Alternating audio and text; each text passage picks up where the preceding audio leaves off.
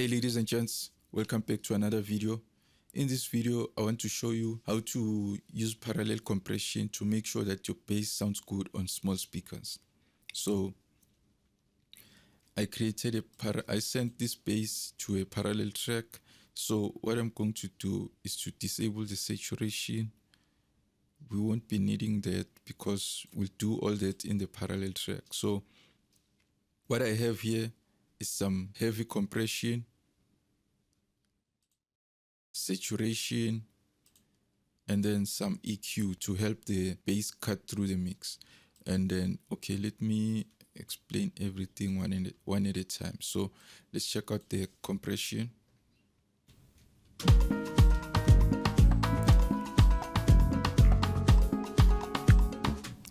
So now I'm going to enable the parallel channel.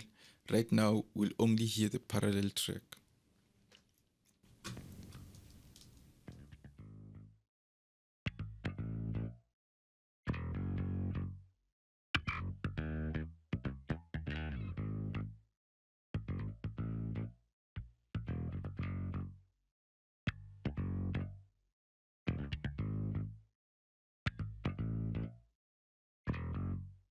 As you can see, I did some heavy compression for the parallel track to make sure that all the notes of the bass are at the same level. That's why you can be able to hear all the nuances and you can be able to hear everything. So I used a really high ratio, auto release, and a really fast attack just to make sure that I catch all the transients and bring them down and make sure that everything is leveled up. That's it for the compression.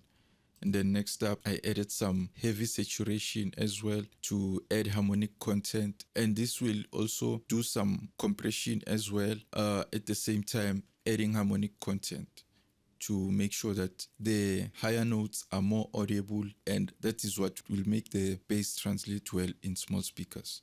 So let's check out the parallel track with and without the saturation.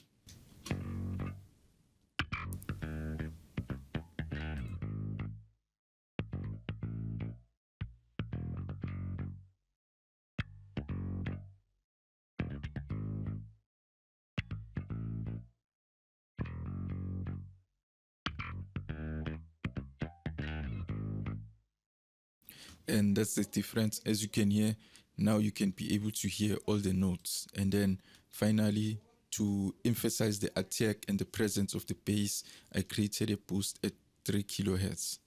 And let's check out the bass with and without the EQ.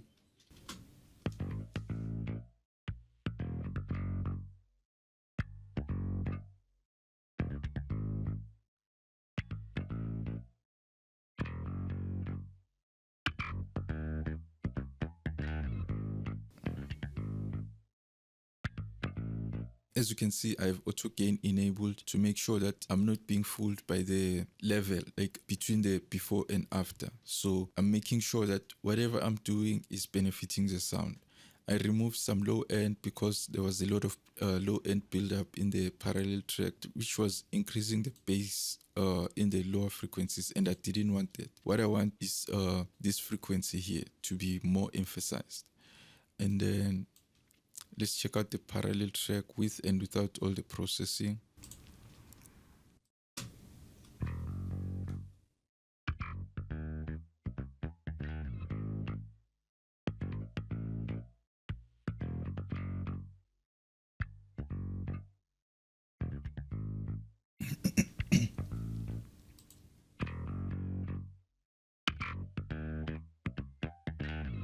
So the goal is to make sure that all the notes are at the same level. And one other thing that you can do is to add a limiter to make sure that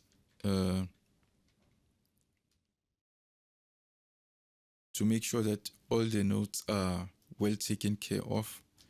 That's just an optional thing.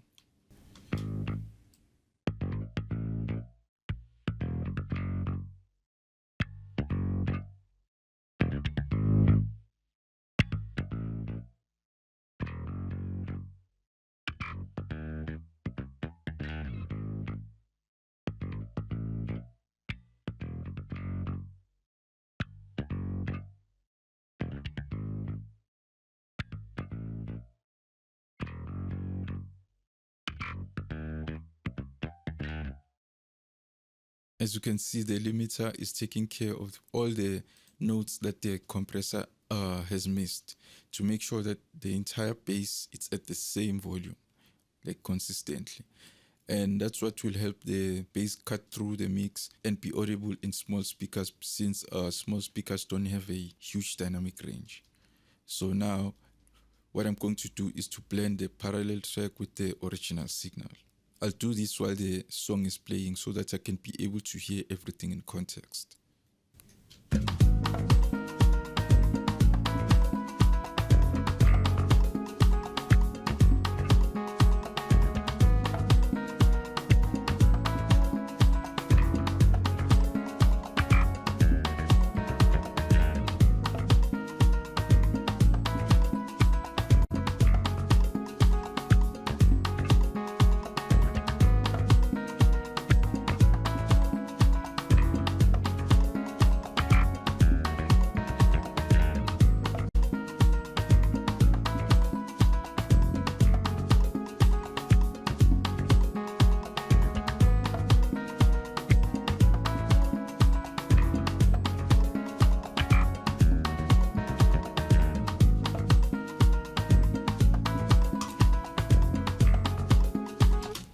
So as you can hear, every time I take out the parallel track, the bass becomes dull and it becomes darker.